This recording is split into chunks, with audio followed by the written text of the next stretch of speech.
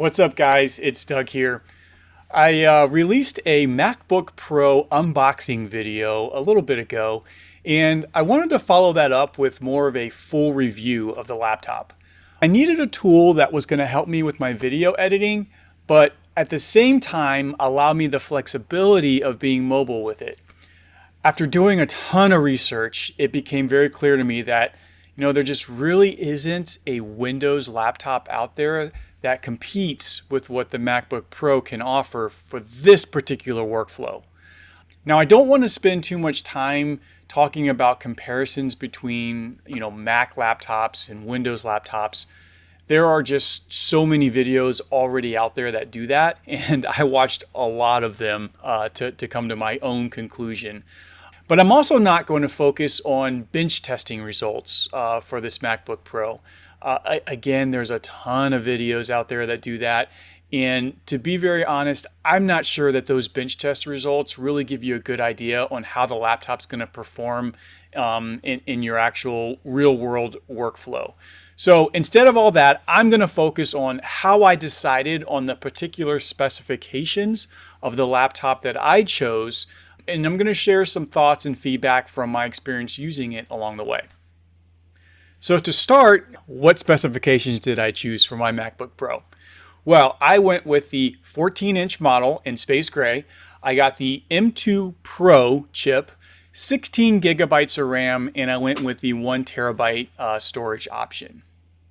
When you're speccing these things out on the online Apple store, there are actually quite a few options you can select from.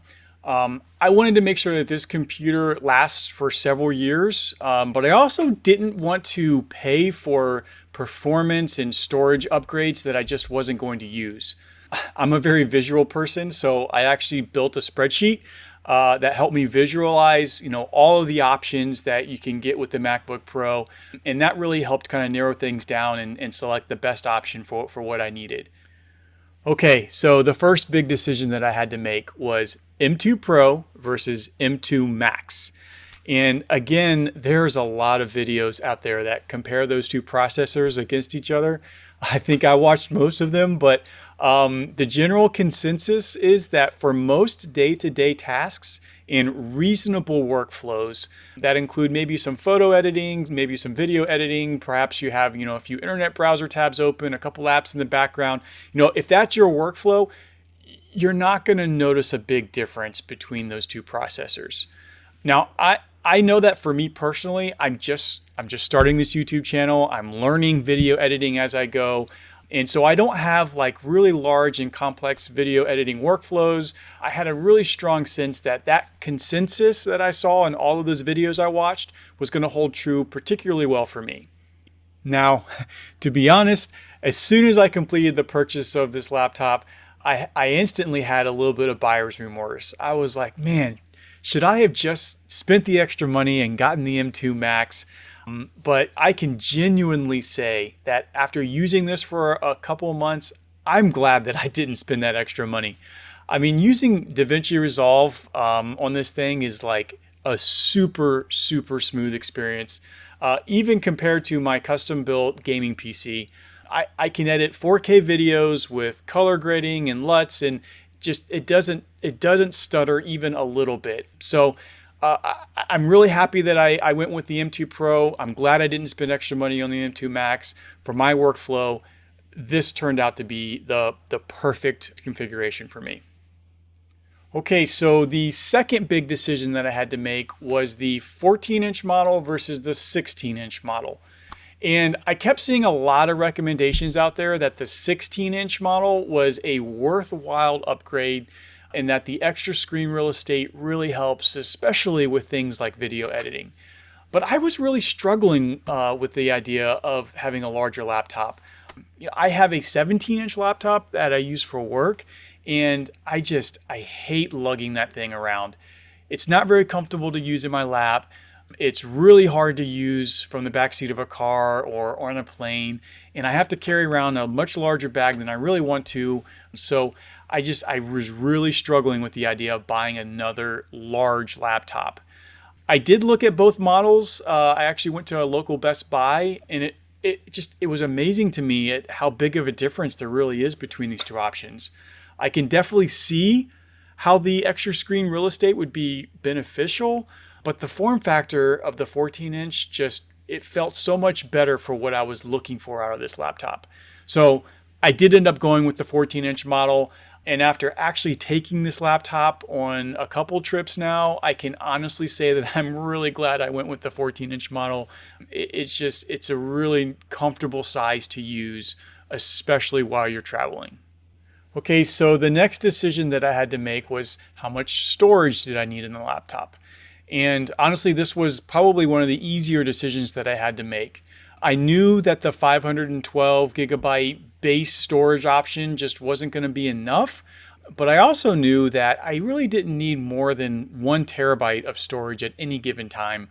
I have plenty of large external drives to store the data that I'm not actively using on. And so the 1 terabyte SSD was the clear and easy choice for the configuration and the workflow that I've got.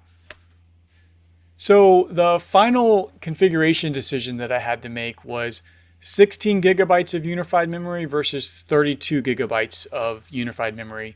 And once again, I found this one to be pretty easy. I definitely knew that I didn't need more than 16 gigabytes of RAM, and there wasn't any added benefit for me to upgrade.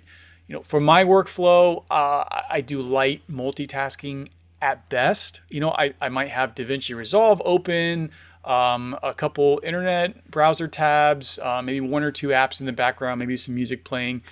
But, at any given time, that's about it. And 16 gigabytes of unified memory is more than capable of handling that particular workflow. And again, I can honestly give real feedback here. After a couple months of using this laptop, I've had no issues at all of running low on memory. So really glad I didn't spend the extra money to upgrade the unified memory. 16 gigs was plenty for me. So the last thing that I want to cover in this video is where I actually ended up buying this laptop from.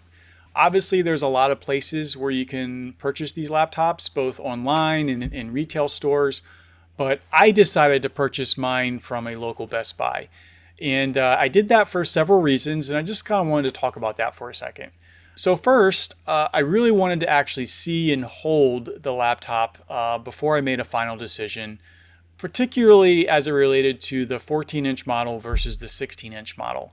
And I also find it, really satisfying when I make a big purchase like this to actually get to walk out of the store with it in hand versus, waiting a day or two for it to show up at your door.